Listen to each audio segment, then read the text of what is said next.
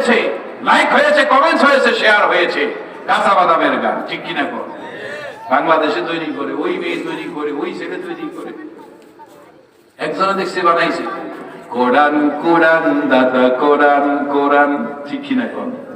ওইটা তো অত ভাইরাল হবে না, ওইটা তো লক্ষ্য হবে না, কারণ সে কোরআন নিয়ে বানাইছে। আরেকজনে বানাইছে সালাম সালাম দাদা সালাম সালাম, ঠিক কিনা কর?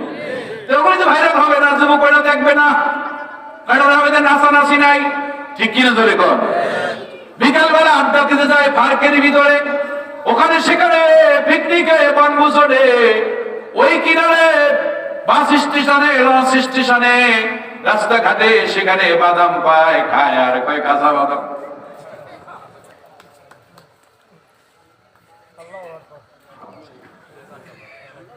বেঈমানের জাত কোথাকার, ঠিক কিনা জোরে কর?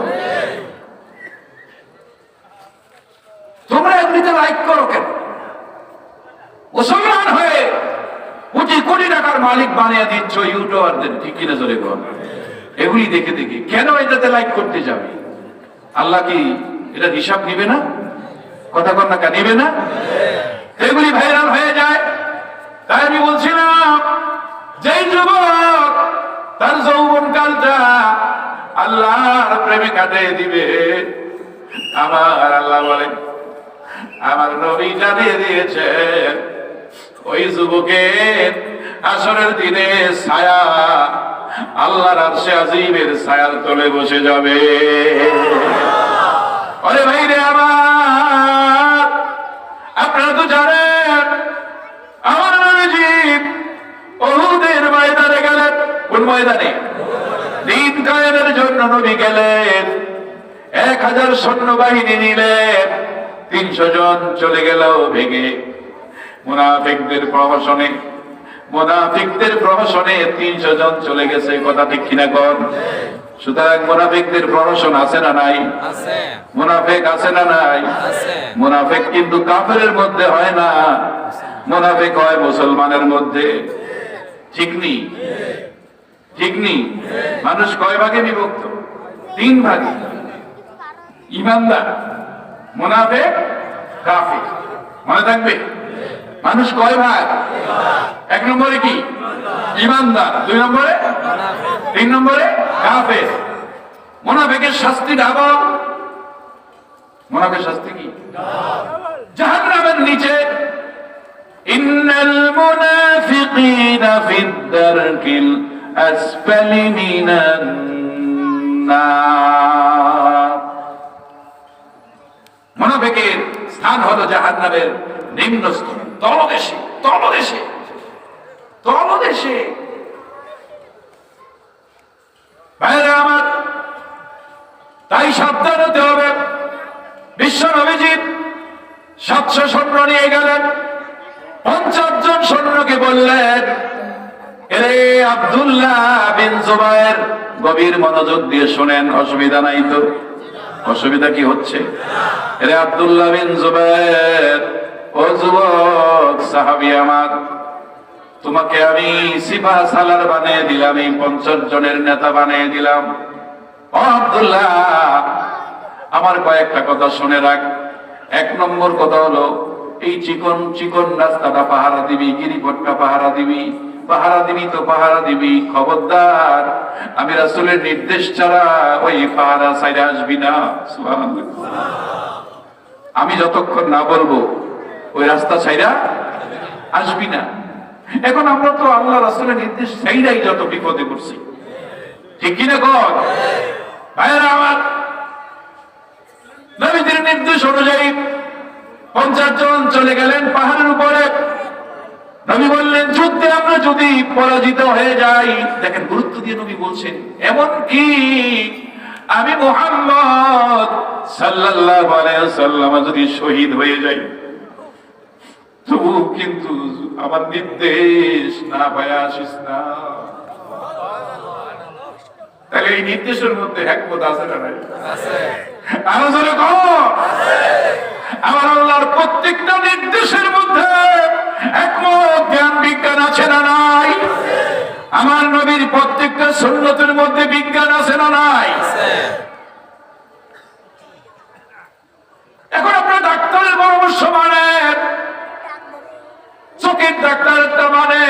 দাঁতের ডাক্তারেরটা মানেন, মেডিসিন বিশেষজ্ঞটা মানেন, লিভার ফাংশনের ডাক্তারের মানেন। আমার ভাইরা, কিন্তু সবচেয়ে বড় ডাক্তার হলো আমার নবী। কতক্ষণ ঠিক? এই পৃথিবীর বিজ্ঞানীরা কত কিছু দিল, সব মানতে পারেন, কিন্তু আজকে আমি বলে যাই বিজ্ঞানীদের বিজ্ঞানী আমার নবীজি। কথা বল না, ঠিক কিনা বলে?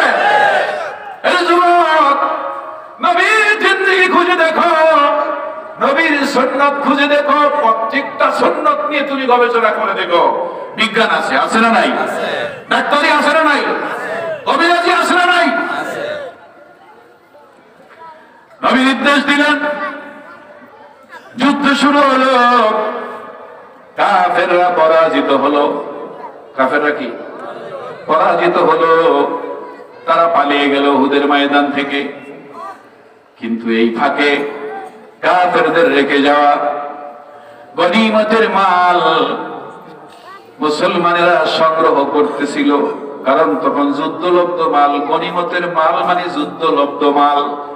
দুই পক্ষে যুদ্ধ হয়েছে, এক পক্ষ পরাজিত হয়েছে, নারী হোক, গোলাম হোক, মাল হোক, স্বর্ণ হোক, টাকা হোক, যা কিছু রেখে যায় প্রতিপক্ষের জন্য সেটা গ্রহণ করা যায়। কথা কোন ঠিক কিনা? এটা হলো গনিমত। গনিমতের মাল সংগ্রহ করার কাজে সাহাবীরা লিপ্ত হয়ে গেছে। ওই 50 জন পাহাড়ের উপরে নবী কি বলছিল? তোমরা আমার নির্দেশ ছাড়া আইসো না, আইসো না। কিন্তু আব্দুল্লাহ বিন জুবায়ের কে ওরা বলল, ও আব্দুল্লাহ, আব্দুল্লাহ রে, যুদ্ধে মুসলমানের জয় হয়ে গেছে, কাফেররা পালিয়ে গেছে, সুতরাং ওরা যখন গনিমতের মাল নেয়, চল আমরাও যাই।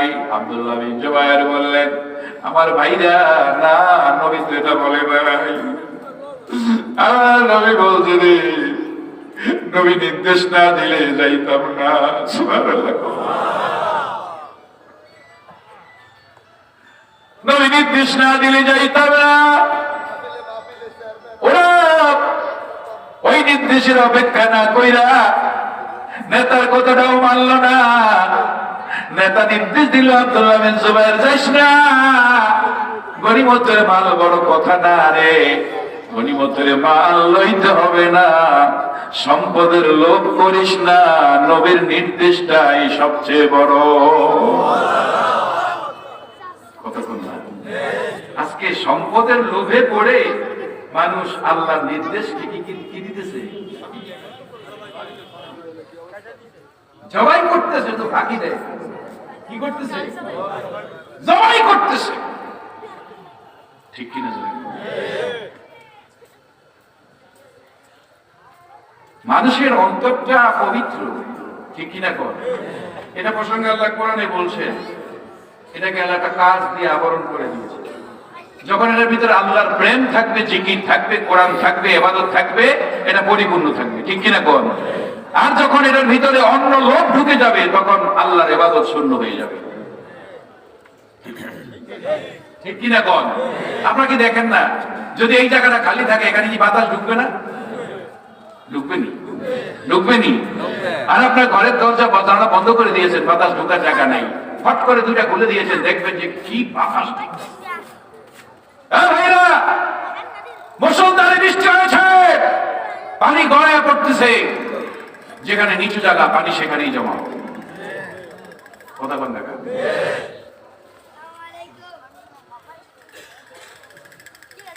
খালি জায়গা বাতাস দখল করে, খালি কলব শয়তান দখল করে, ঠিক কিনা?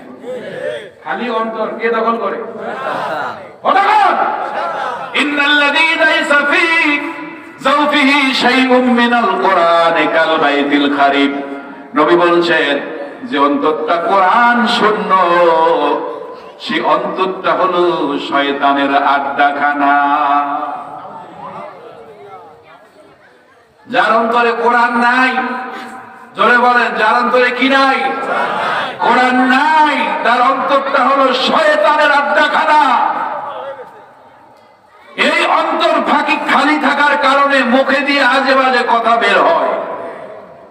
আমার প্রধানমন্ত্রী বলে দিয়েছেন, লিখে দিয়েছেন, রাষ্ট্র ধর্ম ইসলাম আছে, থাকবে। কথা কয় না কেন? কি বলে নাই প্রধানমন্ত্রী? বলে নাই? আমরা তো ধন্যবাদ জানিয়েছি, কত অভিনন্দন জানিয়েছি প্রধানমন্ত্রীকে।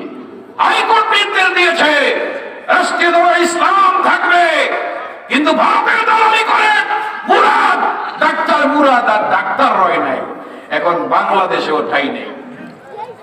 কথা কন না, ঠিক কিনা? বলছে কি, আমি ইসলাম মানি না, রাষ্ট্র ধর্ম ইসলাম মানি না। তুমি না মানলে তাতে কি আসে যায়?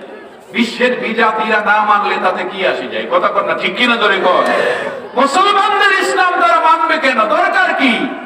কারণ কোরআনে আল্লাহ আমাদের সংবিধানে বলে দিয়েছেন, ইন্নাদ দীনা ইনদাল্লাহিল ইসলাম। কথা কন না, এই কথা কার?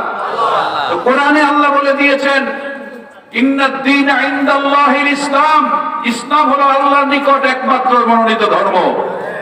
এই কথা আমাদের দেশের সরকার যদি সংবিধানে লিখে দেয় আর যদি বলে দেয় আছে থাকবো, কেউ মানলে কি আর না মানলে কি? কথা কন না, ঠিক কিনা? ধরে কর।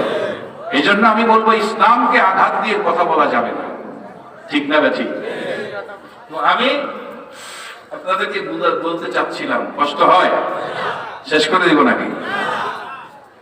দেখেন, বলতে চাচ্ছিলাম যে যার অন্তরটা আল্লাহ প্রেম থেকে শূন্য থাকে, তার অন্তর তো একটা কিছু ঢুকবে নাকি?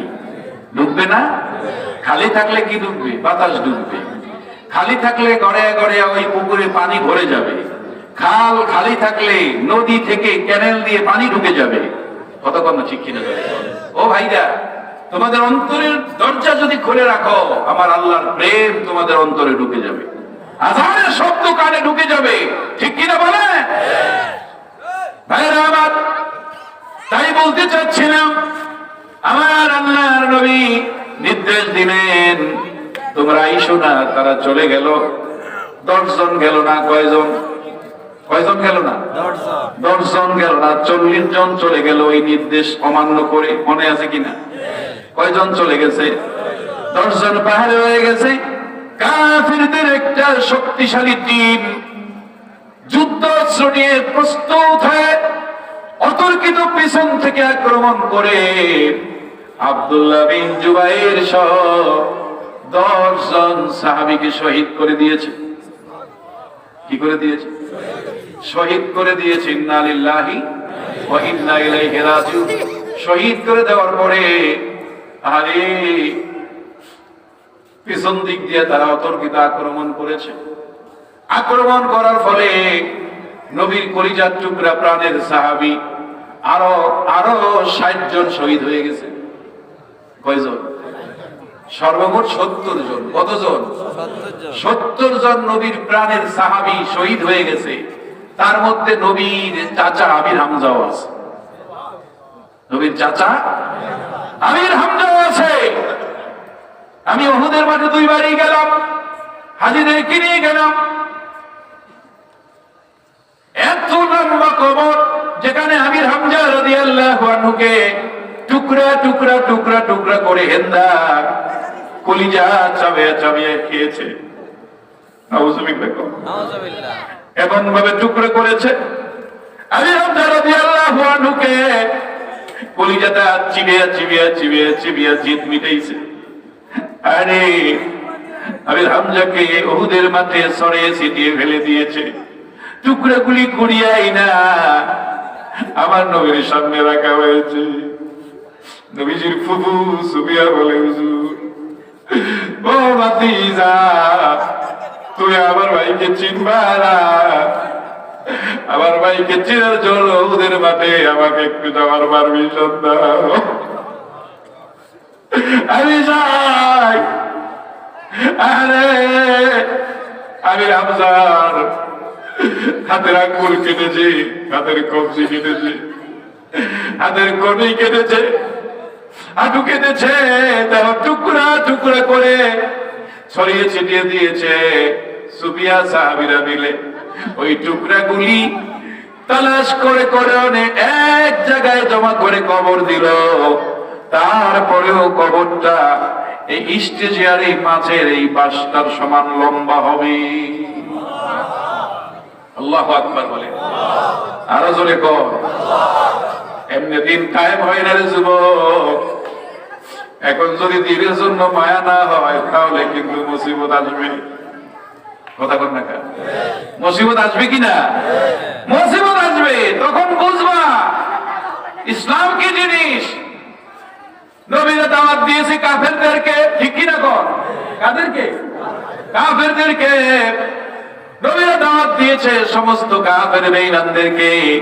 এজন্য কেউ শহীদ হয়েছে, কেউ আগুনে পড়েছে, ঠিক কিনা কর? আর আমি যাদের কাছে বসে দাওয়াত দিচ্ছি আপনারা কি? আর একটু আওয়াজও পাইতেছি না, মুখটা ফুলে কন আমরা কি? আমরা কি? তাহলে ওলামায়ে কেরামরা যদি মুসলমানের কাছে কোরআনের দাওয়াত দিয়ে গিয়ে লাঞ্ছিত হয়, ঠিক কি রাখো? ওলামায়ে কেরামরা যদি দ্বীনের দাওয়াত দিতে গিয়ে মুসলমানের দ্বারা লাঞ্ছিত হয়, তাহলে কিয়ামত আর বেশি দূরে নাই, ঠিক কি রাখো? এটা বড় খারাপ ভাগ্যের বিষয়। তাই আমি বলছি আপনারা, আমরা মুসলমান, আমার তো রক্ত ঝরে নাই, আমার তো হাত পা ভাঙে নাই, কথা কন্যা ঠিক কিনা জোরে গো? ও ভাইরা, আমির হামজা এইভাবে শহীদ হয়ে গেলেন, 70 জন শহীদ হয়ে গেল। আরে তারা কাফেররা শুধু একটাই টার্গেট করলো, মুহাম্মদ সাল্লাল্লাহু আলাইহি সাল্লামকে যদি নিভে দেই, যদি মুহাম্মদকে খতম করে দেই, আর ইসলামের দাওয়াত এই বিশ্বের জমিনে চলবে না। এই জন্য তারা কি করছে জানেন? বলবো না? বলবো না? বলবো? একটু মহাব্বতে পড়ি লা ইলাহা ইল্লাল্লাহ, জোরে লা ইলাহা লা ইলাহা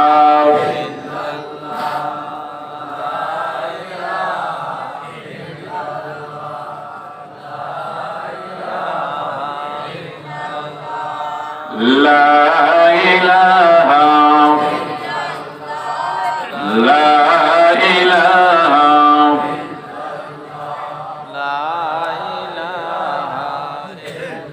অতি গভীর হয় রজনী যখন,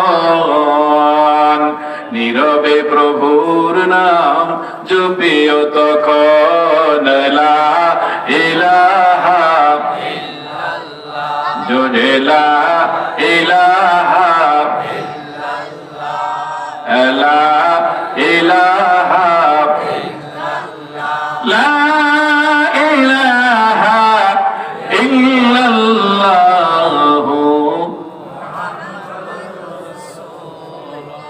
সাল্লাল্লাহু আলাইহি ওয়াসাল্লাম। বাবাজি আমার ভাইয়েরা, উহুদের ময়দানে তারা একটা গর্ত করছে। কি করছে? জোরে কর। গর্ত করছে, বিশাল আকার একটা গর্ত করছে।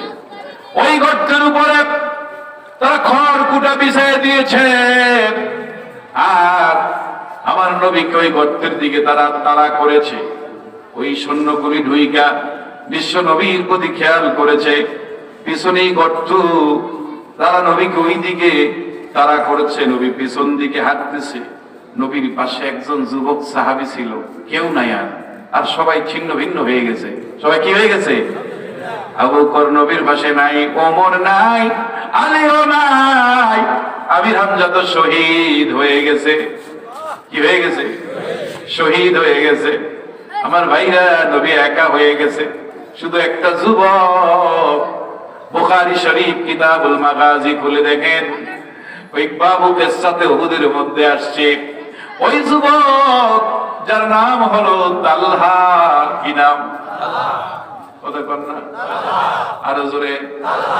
এর যুবক, তোদের কথা বলছিলাম রে ভাই, যার কারণে বাবা এইদিকে আসলাম। ও তালহা দৌড়ে আইসা বলে, নবী কাফেররা আক্রমণ করতেছে, আমাকে পারমিশন দেন, আমি তাদের বিরুদ্ধে প্রতিবাদ করে যুদ্ধ করি। আমার নবী বললেন, না তালহা, তুই আমাকে ছাইরা যাইস না। সুবহানাল্লাহ। আমাকে ছেড়ে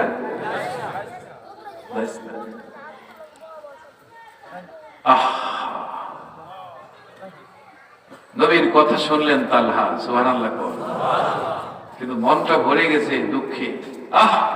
আমি যুবক, এরা আমার নবীকে মারতে আসতেছে, কি করি আমি এখন? তাফসীরে লেখে, হাদিসে লেখে, ওরা বৃষ্টির মতো তীরগুলি আমার নবী রাহমাতুল লিল আলামিনের দিকে নিক্ষেপ করতেছে, আর এত বড় বড় পাথরগুলি মারতেছে আমার নবীর দিকে লক্ষ্য করে। তালহা যুবক, লম্বা, সুবহানাল্লাহ কর। আমার নবী লম্বা কিন্তু মিডিয়াম, সুবহানাল্লাহ কর। নবী কি মিডিয়াম লম্বা?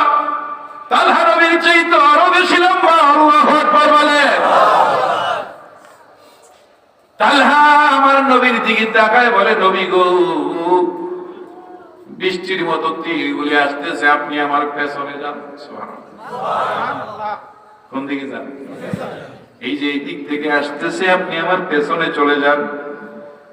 নবীকে পেছনে রাইখা তালহা নিজের বিশাল যুবক দেহটা আমার নবীর সামনে দাঁড়া করে দিলেন। তীরগুলি নেজাগুলি আসে, তালহা একবারে হাতে লয়, বুক পাইটা দিয়ে লয়, আল্লাহু আকবার। পাথরগুলি মারে, পাথরগুলি নিজের গায়ে, পিঠে লয়, হাতে লয়, নিজের মাথায় লয়, আর বড় বড় বলে, আল্লাহ, আল্লাহ রে, আমি তালহা যদি একটু করে শহীদ হইয়া যাই, তাহলে তোমার নবীরে কে রে পারা দিবে?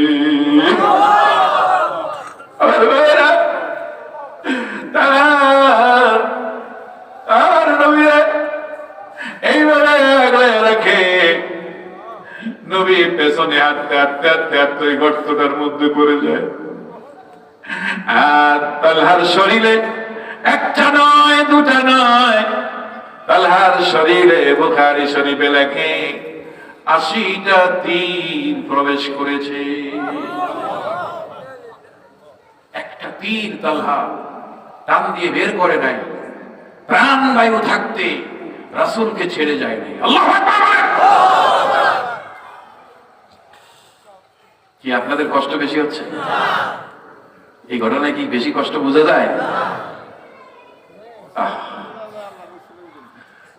আল্লাহু আকবার। তাহলে আজকে যে কষ্ট মেনে নিলেন, এই কষ্ট কি নাজাতের উসিলা হবে না? হবে না ইনশাআল্লাহ? যেই মাটিতে আমরা মৃত্যুর পরে শুইব, এই কষ্ট, এই ঠান্ডা, কবর বেহেশতের টুকরা হওয়ার উসিলা হতে পারে না? আমরা বসছি দিনিয়া মাদ্রাসার মহব্বতে, ঠিক কিনা কর? এই জমিনে আল্লাহর ওলির কদম পড়েছে। আপনাদের এই জমিন ভাগ্যবান কিনা? আরো জোরে কর, ভাগ্যবান কিনা? ভাইরা আমার, নবী গর্তের মধ্যে, কোথায়? নবী গর্তের মধ্যে। চতুর্দিকে সাহাবায়ে কেরাম ছিন্ন ভিন্ন হয়ে গেছে। তালহা তো শহীদ হয়ে গেলেন। তালহা গর্তটার মুখ বন্ধ করে শুয়ে পড়েছে। সুবহানাল্লাহ।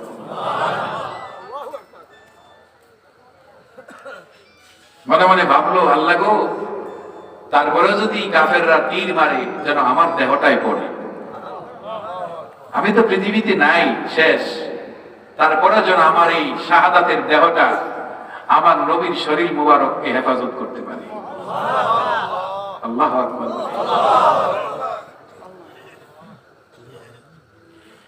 ওয়ালা তাকুলু লিমান ইউকতালু ফি সাবিলিল্লাহি আমওয়াত।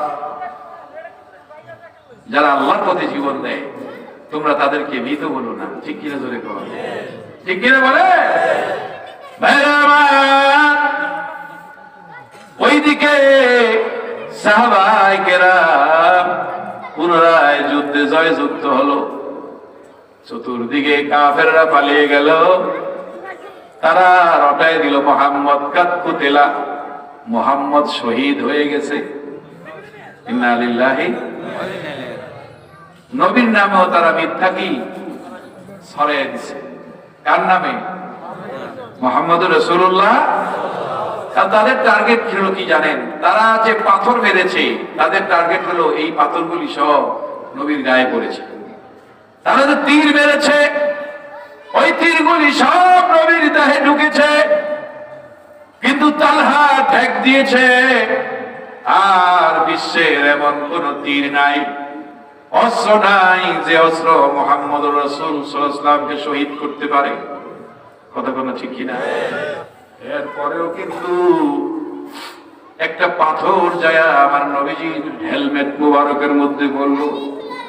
লোহার টুপিটা ভেঙ্গে লোহার কড়া আমার নবীজির মস্তক মুবারকের কপালের সাইডে ঢুকে গেছে, 2.5 ইঞ্চি ঢুকে গেছে। নবী যন্ত্রণায় কাতর হয়ে গেলেন। আরেকটা পাথর যায় তাদের নিক্ষিপ্ত আমার নবীজির দান মোবারকের মধ্যে পড়ল। সাথে সাথে আমার নবীজির সানায়ে সুফলা, এই 2 ঠোঁট মোবারক ফেটে টুকরা হয়ে দান মোবারক শহীদ হয়ে গেল। আমার নবীজি গর্তের মধ্যে পড়ে গেলেন। কাফেররা উঠায় দিল মুহাম্মদ শহীদ। কিন্তু ভাইরা মুহাম্মদ কি জিনিস দেখেন।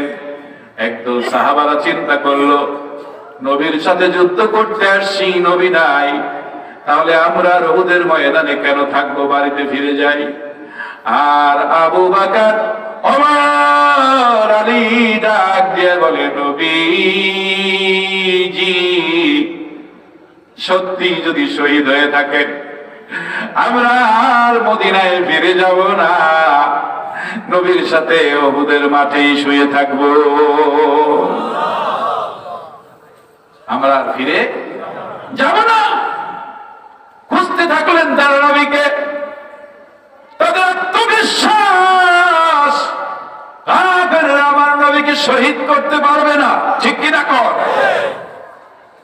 তারা খুঁজতে থাকলো উহুদের ময়দানে হন্য হয়ে, খুঁজতে খুঁজতে খুঁজতে খুঁজতে খুঁজতে খুঁজতে আলী সিজদায় পড়ে কান্দে আর বলে, আল্লাহ আমাদের বেয়াদবির কারণে নবীকে আসমানে উঠায় নিয়েন না। ঈসা নবী কোথায়? জোরে কর, ঈসা নবী কোথায়? জাতির বেয়াদবির করার কারণে ঈসা নবীকে তারা হত্যা করতে আসছে।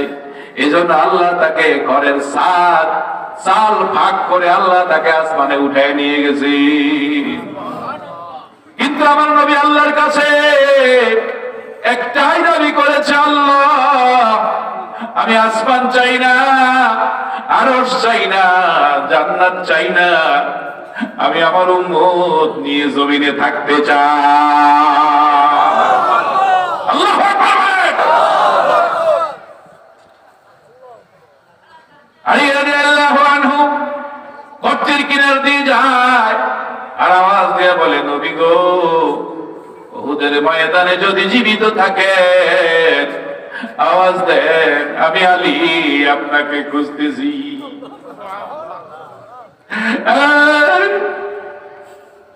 গর্তের ভিতর থেকে আওয়াজ দিয়ে বলে, আলী রে, আলী রে, আমি শহীদ হই নাই, আমি জিন্দা আছি। ওইদিকে মদিনার অলিগলিতে খবর হয়ে গেল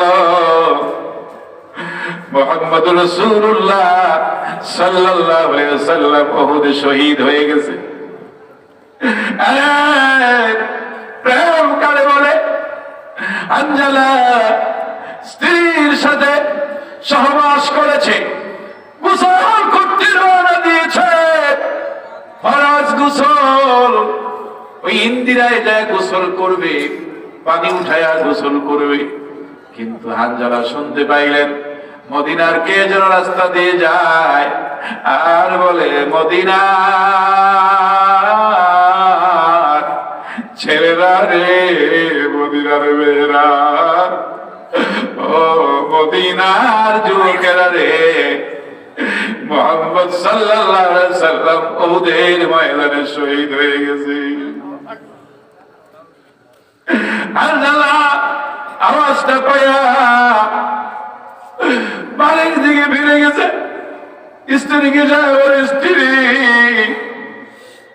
আমার তরবারি কই, আমার তরবারি দাও, আমার লোহার হেলমেটটা দাও, আমার যুদ্ধের পোশাকটা দাও।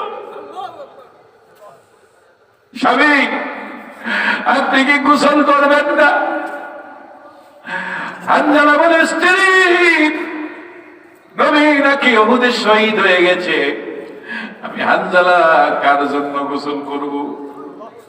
স্ত্রী গো, গোসল পরে করতে পারবো গো, আমার আল্লাহ যদি জিজ্ঞাসা করে, হানজালা রে, উহুদে আবার নবী জীবন দিল, তুই হানজালা আমার নবীর প্রেমে কি করছস?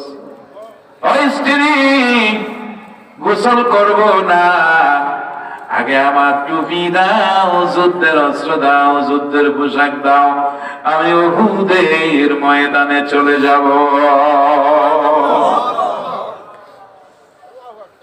হুব্বে আহমদ বসেরা পায়মান জানমাল की कदम पर हो कुर्बान, मोहम्मद ही मेरे दिल और जान है, वही मेरे दिल बरो ईमान है। ई कलाम जिंदा कुरान हकीम, हिकमते लाया जालस्तो कदीम, जमीउल इल्म फिल कुरान हकीम, तकासर अन्हु अफहामुर रिजाली, इल्मेरा एज़ाज़ कुर्दम बेहिसाब, खल्क़ेरा दन जवाबे बेसवाब। अल्लाहु আকবার। মেহরাবাদ হানজালা উহুদের ময়দানের দিকে দৌড়ায়, শত্রুপক্ষের সামনে পড়ে হানজালা উহুদের ময়দানে শহীদ হয়ে যায়। কি হয়ে যায়? আর জোরে, আরে হযরত আলী চিৎকার দিয়ে বললেন, আবু বকর, ওমর, ও আবু বকর, ওমর রে, আমার নবীকে পাওয়া গেছে। আল্লাহু আকবার। আচ্ছা, নবীরই পাইছে, এর চাইতে বড় খুশির খবর আছে নিয়া? দৌড়ে তারা আসছে, আসার পরে দেখে আমার নবীজি গর্তের মধ্যে পড়ে আছে, গর্তের ভিতর থেকে নবীকে তুলছে। আল্লাহু আকবার। তাকায় দেখে আমার নবীজি লোহার টুপি ভেঙ্গে মাথার মধ্যে লোহা ঢুকে আছে, দান্দা মোবারক শহীদ হয়ে গেছে। আরে কি দিয়ে নবীর রক্ত থামাবে? আলী রাদিয়াল্লাহু আনহু লোহার কড়াটা দাঁত দিয়ে কামড় দিয়ে টান দিলেন, লোহার কড়া বের হয় না। আরেকজন যুবক সাহাবী দৌড়ে আইসা লোহার কড়াটা দাঁত দিয়ে কামড় দিয়ে টান দিলেন, টাস টাস করে ওই যুবকের দুইটা দাঁত ভেঙে গেছে। আবার নবী কাতর কণ্ঠে বললেন, যুবক, কি হয়েছে তোর? কয়, না নবী, আমি তো সুস্থ আছি, সুবহানাল্লাহ, আমার কিচ্ছু হয় নাই গো নবী। আওয়াজ হইল কিসের? কয়, না কিছুই তো না, দাঁত ভেঙে গেছে। যুবকের নবীর কানে পৌঁছাইতে রাজি না, সুবহানাল্লাহ। আবার টান দিলেন, লোহার কড়া বেরিয়ে আসছে, রক্ত মুবারক পড়তেছে। খাতুনে জান্নাত ফাতেমা রাদিয়াল্লাহু আনহা কাপড় কোড়া দিয়ে ছাই করে নবীজির ওই ক্ষত স্থানে ছাই দিয়ে কাপড় দিয়ে ব্যান্ডেজ করে দিয়েছে। বাইরে আমার নবীজি দান্দার মোবারকের ব্যথা সহ্য করতে পারে না, আর এই ফাঁকে ওই হানজালার স্ত্রী দৌড়িয়া উহুদের ময়দানে আসছে। আইসা দেখে আবার নবীজির দিকে তাকায় ফেল ফেল করে কাঁদবে। হানজালার স্ত্রীকে নবী বলে, মহিলা তুমি কেন আসছো উহুদের ময়দানে? হুজুর, আবার হানজালা উহুদের ময়দানে আসছে, তার একটা খবর দেওয়ার জন্য আমি আসছি। না, তাকে তো আমি যুদ্ধে আনি নাই, সে তালিকাভুক্ত ছিল না, তোমার হানজালা আসে নাই যুদ্ধে। কয় না, নবী আসছে। কয় না, আমি তাকে আনি নাই। তা ঠিক আছে হুজুর, আপনার এই দুঃখের কাহিনী শোনার পরে হানজালা দৌড়ে ওদের ময়দানে আসছে।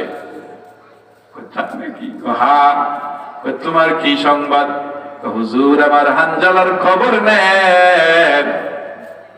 আমি হানজালা বেরিয়ে যখন আসছে, হানজালার শরীর থেকে আমি শাহাদাতের গন্ধ পাইছি।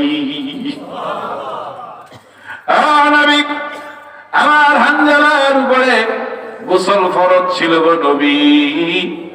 আমি শুধু আপনাকে এই মেসেজটা দিতে আসছি, স্বামীর জন্য কোন অভিযোগ নিয়ে আপনার দরবারে আসি নাই। আল্লাহ।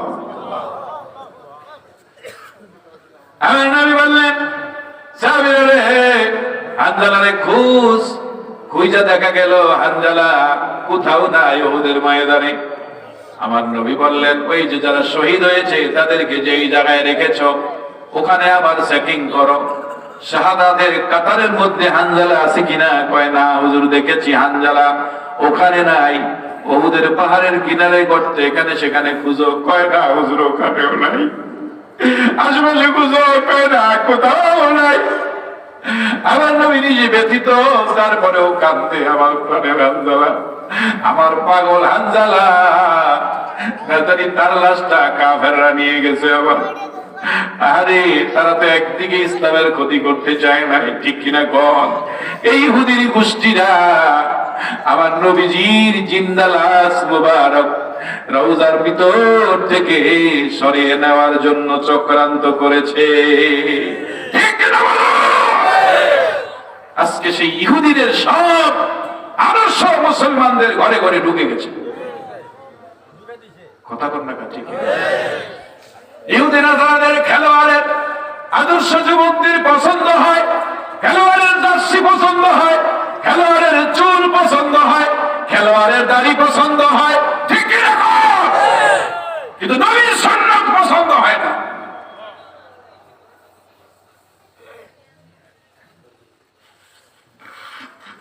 সুতরাং শান্তির আশা করা যায় না, ঠিক কিনা? কোন জোরে ভাইরা আমার, হযরত হানজালার লাশ কোথাও খুঁজে পাওয়া যায় নাই। আরে হিন্দুয়ের টাইমে নবী কান্নার মুহূর্তে জিবরাইল এসে নবীকে সালাম দিল। সুবহানাল্লাহ। কে সালাম দিছে?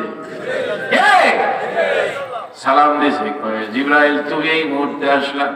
কয় ইয়া রাসূলুল্লাহ, আপনার এই দুঃখের সময় তো আমাকে আসতে আল্লাহ বলেছে, তবে এখন আসছি একটা মেসেজ নিয়ে। কয় কি মেসেজ? কয় হানজালার লাশ আমি এইমাত্র উহুদের মাঠে রাইখা দিলাম। ঘটনা আমাকে শোনাও। কয় হুজুর, আপনি তো হয়তো জানেন বা জানেন না, কিন্তু হানজালা আপনার মহব্বতে জীবন দিয়েছে, কথা সত্য। তার উপরে গোসল করা ফরজ ছিল।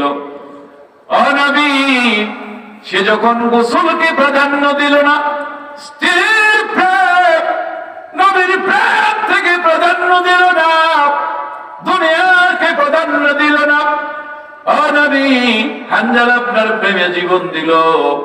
এই জন্য আল্লাহ আমাকে মেসেজ পাঠিয়ে বলেছে, জিবরাইল, হানজালাকে যেহেতু গোসল ফরজ, শহীদদেরকে গোসল দেওয়া হয় না, ঠিক কিনা কন? শহীদদেরকে গোসল দেওয়া হয় না, কিন্তু হানজালার উপরে গোসল ফরজ, তাকে গোসল দিতেই হবে। ও নবী, আল্লাহ বলেছে দুনিয়ার কোন পানি দিয়া হানজালার গোসল দেওয়া হবে না, হানজালাকে গোসল দেওয়া হবে জান্নাতের পানি দিয়া।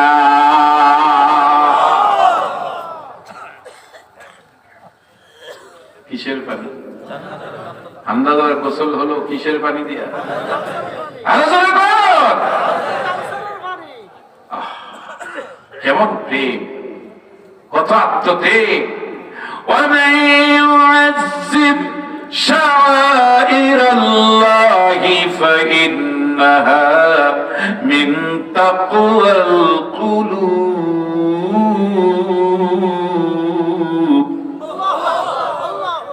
যে ব্যক্তি আল্লাহর চিহ্ন সমূহকে ইজ্জত দিবে, কি দিবে?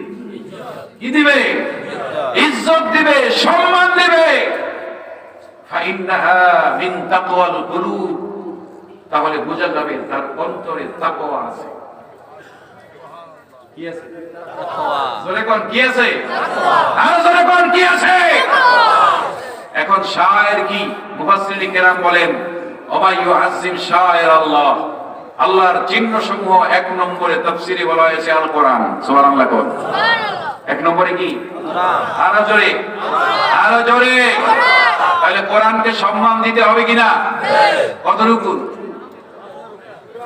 কোরআনের বাড়ি কোথায়? লৌহে বাল হুয়া কুরআনুম মাজিদ ফি লাউহিন মাহফুজ।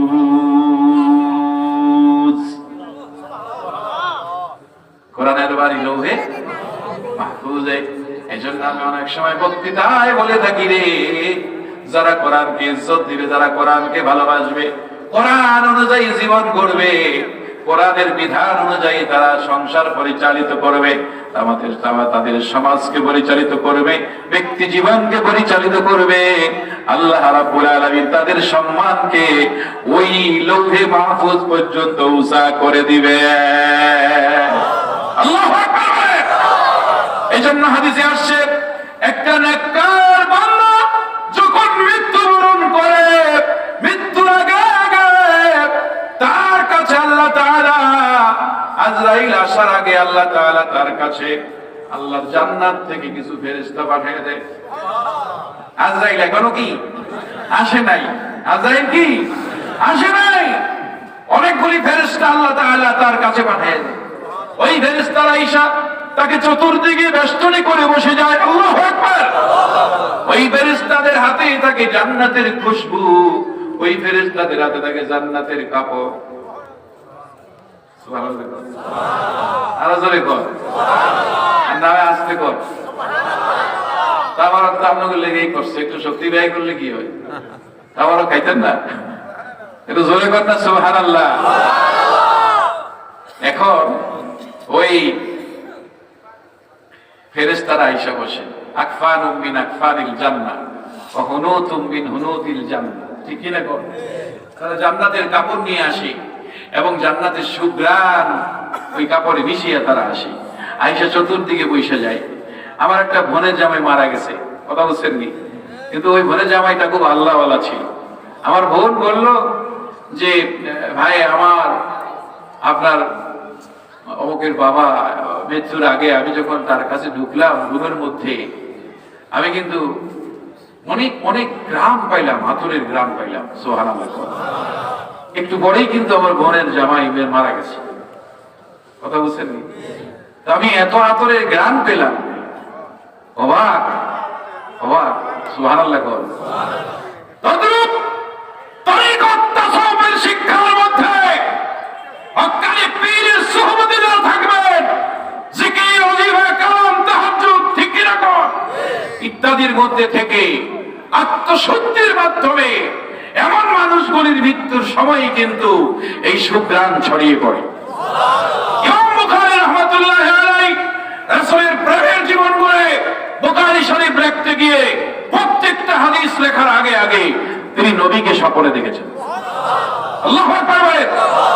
যার কারণে ইমাম বুখারীর ইন্তেকালে বুখারা, সমরকন্দ, পুরা দেশ মেশক আম্বারে গ্রানে ভরে গেছে।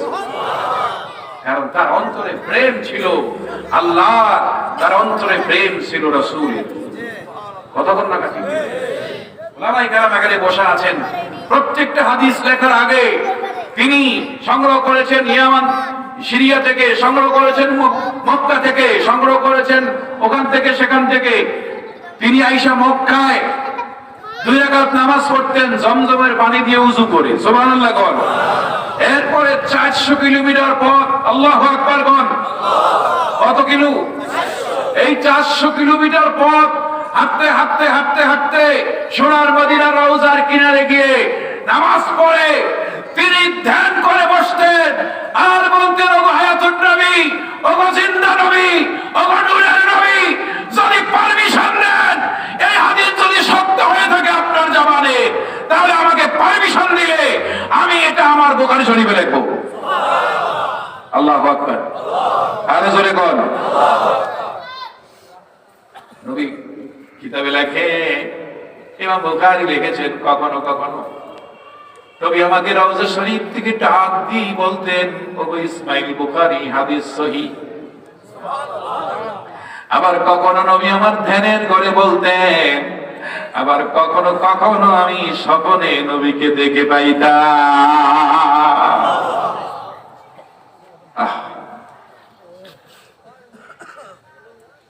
এরে কি প্রেম ভালোবাসা রে বাবা, কি মোহাব্বত। তাহলে 7,000 কত 275 খানা নাকি এই হাদিস বুখারী শরীফে। তাহলে সারা জীবনের কথা বাদ দেন, এই হাদিস শরীফগুলি লিখতে যে প্রত্যেকটা হাদিস লেখার সময় নবীজির জিয়ারত নসিব হয়েছে। জোরে কান আল্লাহু আকবার। তাহলে প্রেম ভালোবাসা কোথায় আছে? আপনারা যেই প্রেমের জন্য আজকে ঘুরেন, যে ভালোবাসার জন্য আল্লাহর কোরআন ছাড়ছেন, নামাজ ছেড়ে দিচ্ছেন, নবীর সুন্নাত ছেড়ে দিচ্ছেন, হ্যাঁ ভালোবাসা ছেড়ে দিচ্ছেন, ওখানে কিন্তু শান্তি পাবেন না। বেঁচেও শান্তি হবে না, মরেও কি শান্তি হবে না। কথা কন না ঠিক কিনা? জোরে বলেন। কথা কন না, জোরে বলেন ঠিক কিনা? সুতরাং শান্তি মুক্তি পেতে হলে কোরআনের কাছে আসতে হবে, শান্তি মুক্তি পেতে হলে আমার নবীর আদর্শের কাছে আসতে হবে। কথা বল না। তাহলে কোরআন যদি যারা সম্মান করে, কি করে? সম্মান করে, বুঝতে হবে তাদের অন্তরে কি আছে? আল্লাহ তাকওয়া আছে। তাকওয়া মানে কি? আল্লাহর ভয়। তাকওয়া মানে কি? আরো জোরে কোন, তাকওয়া অর্থ কি? আল্লাহর ভয়। মুত্তাকি তো তারাই যারা রোজা রাখে, ঠিক কিনা কোন? মুত্তাকি তো তারাই যারা আল্লাহকে না দেখে বিশ্বাস, ঠিক কিনা জোরে কোন? তারাই তো মুত্তাকি। আল্লাযীনা ইউমিনুনা বিল গায়বি ওয়া ইউকিমুনাস সালাতা ওয়া মিম্মা রাযাকনাহুম ইউনফিকুন।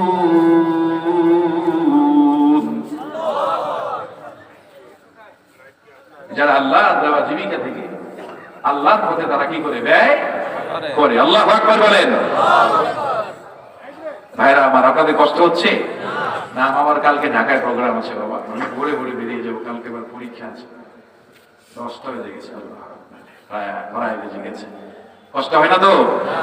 তাহলে আমি বলছিলাম, রাসূলের প্রেমে হানজালা জীবন দিল, জান্নাতের পানি দ্বারা গোসল করলো, ঠিক কিনা জোরে কর? আরো জোরে কর। তাহলে আমাদের জীবন দিতে হবে এমন তো বলছি না, আর জীবন চলে গেলেই তাতে কি? কতক্ষণ, ঠিক কিনা জোরে কর? চলে গেলেই বা সমস্যা কি? কথা বুঝেন নাই? কথা বুঝেননি? ভাইরা আমার, এজন্য আপনাদেরকে আমি বলবো, 2 নম্বরে হলো শায়ের মুহাম্মদ রাসূলুল্লাহ সাল্লাল্লাহু আলাইহি ওয়াসাল্লাম। মুফাসসিরিনেরা বলেছেন 2 নম্বর ইসলামের শায়ের হলো বিশ্বনবী মুহাম্মদ রাসূলুল্লাহ সাল্লাল্লাহু আলাইহি ওয়াসাল্লাম। তাহলে রাসূলুল্লাহ সাল্লাল্লাহু আলাইহি ওয়াসাল্লামের কথা শুনাইছি তো? কথা কন না? শুনাইছি না? কোরআনে কথা বলছি না? 3 নম্বর হলো কাবাতুল মুশাররাফা, সুবহানাল্লাহ কোন? কাবা। 3 নম্বর হলো খানায়ে কাবা। আজকে দেখেন কাবার কারণে মক্কার মানুষ কত ধন্য। কথা বলেন না কেন বাবা? কথা কন না কেন? ফিহি আয়াতুম বাইনাতুন ওয়া মাকামু ইব্রাহিম।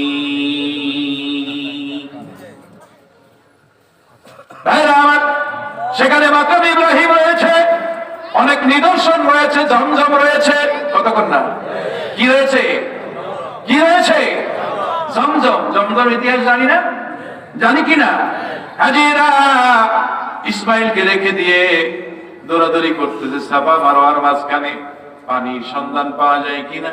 একবার সাফায় উঠে আবার মারোয়ায় উঠে, কোথাও পানি টানি কিচ্ছু নাই। আর হঠাৎ করে ইসমাইলকে রেখে গেছে খানায় কাবার পাশে। আল্লাহু আকবার বলেন। খানায় কাবা, জমজমের কুয়া কোথায় জানেননি আপনারা? খানায় কাবার যেখানে মাকাম ইব্রাহিম আর খানায় কাবার দরজা, কথা বুঝছেন? মাকাম ইব্রাহিম আর খানায় কাবার কি দরজা। ইমাম সাহেবরা এখানে বেশি দাঁড়ায়। আর এই মাকাম ইব্রাহিম, ওয়াত্তাখিযু মিন মাকাম ইব্রাহিম মুসাল্লা, ঠিক কিনা কর? এই মাকাম ইব্রাহিমকে নামাজের মুসল্লা বানাইতে হয়। তাওয়াফ করার পরে কিন্তু ওখানে কি করতে হবে? নামাজ পড়তে হবে, এটা আল্লাহর নির্দেশ। তাহলে এই মাকাম ইব্রাহিম আর খানায় কাবার দরজার মাঝখানে হলো জমজম। সুবহানাল্লাহ কয় না? আরো জোরে কর। যদিও দরজা ওই দূরে দিয়ে আমি দেখছি, ওখানে তালা দিয়ে রেখে দেয়, তালা দিয়ে রেখে দেয়। ওই দিক দিয়ে আবার আইসা ঢুকে, নিচে দিয়ে ঢুকার কোনো জায়গা নাই, সব ব্লক করে দিয়েছে। ওই দিক দিয়েই বাচ্চারা ঢুকে, প্রয়োজনে তারা সরাসরি ওটাকে তদারকি করে, টিম ঢুকে। কিন্তু জমজম এই জায়গায়, কিন্তু জমজম সৃষ্টি করে দিলেন আল্লাহ।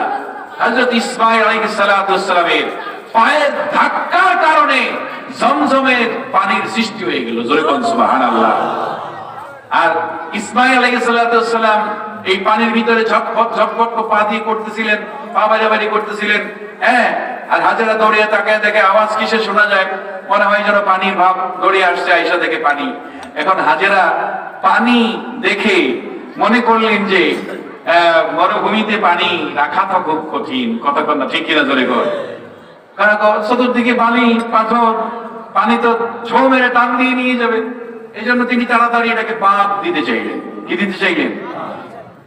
বাদ দিলেন, দিতে চাইলেন না, শুধু বাদ দিয়ে দিলেন। আর দিতে গিয়া বললেন যে পানি ঝম ঝম। সুবহানাল্লাহ। এই জন্য আল্লাহ কয়, হাজেরা তোমার মুখ দিয়ে যখন জমজম কইছো, ইসলামের জন্য তুমিও আত্মত্যাগ কম করো নাই। সুবহানাল্লাহ। কথা কন না? সব মায়া মমতা ছেড়ে তুমি চলে আসলা এই আল্লাহর ঘর খানায় কাবার পাশে। আল্লাহ। আরে এই যে সাসিনার পীর, আমাদের মুজাদ্দিদ, ঠিক কিনা কন? হুজুর এই জায়গায় কদম রাখছে, এতে কি আপনারা ধন্য না? আওয়াজ দেন। ভয় পাচ্ছেন কেন? ধন্য কিনা? আর এখানে দিনিয়া মাদ্রাসা হয়েছে, এটা আপনাদের জন্য নিয়ামত। প্রকৃত আলেমের কদর বুঝবেন আরো কিছুদিন পরে। দিনিয়া মাদ্রাসা প্রয়োজন বিদায়ী হুজুর প্রতিষ্ঠা করেছেন। আমরা কেউ দিনিয়া মাদ্রাসার বিরোধী না, হয়তো চাকরি করি, কথা কন না, ঠিক কিনা জোরে কর? আমরাও দিনিয়া মাদ্রাসা করেছি। আমি গুনাহগার, সারা বাংলাদেশে বহু দিনিয়া মাদ্রাসায় কালেকশন করে দিয়েছি। মাদ্রাসা প্রতিষ্ঠা হয়েছে, বিল্ডিং হয়ে গেছে, আলহামদুলিল্লাহ। সাসিদার পীর সাহেব হুজুর আমাকে মংলা পাঠিয়েছেন, আমাকে খুলনা পাঠিয়েছেন, দিনাজপুর পাঠিয়েছেন। দিনিয়া মাদ্রাসায় কত সুন্দর ভবন হয়েছে, মানুষ সারা দিয়েছে, কালেকশন করে দিয়েছে। এই যে আমাদের কচুয়াতে অনেক দিনিয়া মাদ্রাসায়, আবার আপনাদের এই ওই যে শাহতলিতে বরঙ্গাচ্ছ দিনিয়া মাদ্রাসায় জমি দেয় না, দেয় না, দেয় না, দিবেই না। আর একটা বছর একটু ওয়াজ করলাম, আরে লোকটা দাঁড়িয়ে বললো, হুজুর যেই জমির জন্য আপনি আমাকে অনেকবার বলছেন, আমি মরে কি দিয়ে যাবো হুজুর, এই জমিটা দিয়ে দিলাম। আল্লাহু আকবার বলে। বাইরে আবার তাই খানায় কাবার এই ঝমঝম সৃষ্টি হলো। এই ঝমঝম এর পানি হাজারা বাঁধ দিয়ে দিল। সুবহানাল্লাহ। তো আল্লাহ কয়, হাজারা তুমি যদি বাঁধ না দিতা, তাহলে এই ঝমঝমের পানি দিয়ে আমি সারা পৃথিবী সয়লাভ করে দিতাম। আর জোরে কয় দাঁড়ে। তবে একটা সমস্যা হইতো, যে জিনিস সহজে পেয়ে যায় সে জিনিসের কদর থাকে না। কথা কয় না? কথা কয়। প্রতিদিন যদি জমজমের পানি পাইতেন, এত মর্যাদা থাকতো না। আর এখন প্রতিদিন না পাওয়ার কারণে একজন হাজী যদি আসে, ওরে বাবা রে বাবা, হাজী সাহেব আমাকে একটু জমজমের পানি দেন, ঠিক কিনা জোরে খো। আর আল্লাহ কয়, এই বান্দা নেক নিয়ত করে খা। আর জমজমের পানি পশ্চিম দিকে দাঁড়িয়ে পান করতে হয়। কথা কন না কেন? আজকে দাঁড়িয়ে সালাম দিলে বড় গায়ে লাগে, জমজমের পানি পশ্চিম দিকে দাঁড়িয়ে পান করতে হয়, এটা আদব। ভাইরা আমার, জমজম এত ইজ্জতময় করে দিলেন আল্লাহ খানায় কাবার কারণে, ইসমাইলের পায়ের আঘাতের কারণে। তবে আরো হাকিকতের কথা হলো, এটা ইসমাইলের পায়ের আঘাতের বাহাদুরি নয়, বরং ইসমাইল আলাইহিস সালামের পেশানিতে আমাদের নবীর নূর মুবারক ছিল। আল্লাহু আকবার, আর জোরে কর। কারণ ইসমাইল না থাকলে তো নবী আসবে না, কথা কয় না? এজন্য ইসমাইল আলাইহিস সালামকে জবাই করতে চেয়েছিল, হুকুম হয়েছে আল্লাহ। ইব্রাহিম জবাই করতে প্রস্তুত নিয়েছেন, ছুরি ধারালো করে চালিয়ে দিয়েছেন, কিন্তু গলা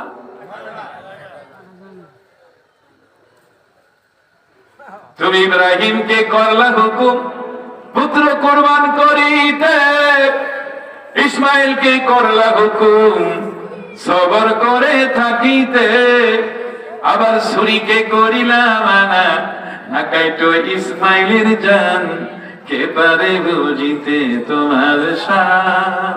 ঠিক না? ঠিক। আরে আল্লাহ শান মান কে রে বুঝবে? ওইদিকে কয় জবাই করো, ওইদিকে শরীরে কয় জবাই করিস না, কথা কর না, ঠিক কি না?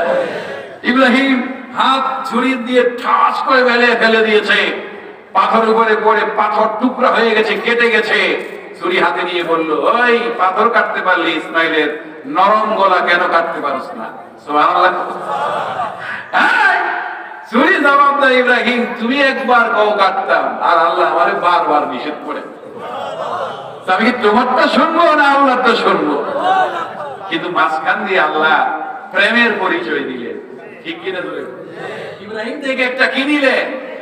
এক্সামিন দিলেন। ওয়াইজিবতালা ইব্রাহিম রাব্বুহু বিকালিমাতিন ফাআতাম্মাহুন্না ক্বালা ইন্নী জাইলুকা লিন-নাসি ইমামা।